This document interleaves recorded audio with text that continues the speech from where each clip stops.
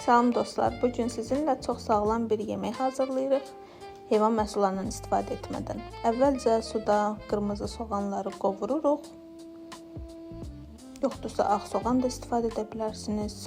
Daha sonra kub-kub doğranmış kartofu əlavə edirik və onları birlikdə qovurmağa davam edirik. Daha sonra şirin biber, çili biber və sarımsaq əlavə edirik və yeməyimizi qovurmağa davam edirik. Yaxşı qarışdırırıq.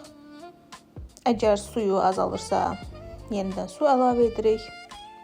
Daha sonra lobya, fərqi yoxdur, hansı lobya sevirsiniz, onu əlavə edə bilərsiniz. Yaxşı qarışdırırıq. Və daha sonra noxudları əlavə edirik. Yenə də qovurmağa və qarışdırmağa davam edirik.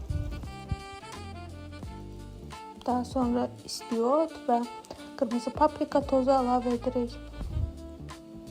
Yeməyimizi yenidən qarışdırırıq və qovurmağa davam edirik. Bütün bu göstərilən məhsullar sizin ürək və bağırsaq sağlamlığınız üçün çox önəmlidir.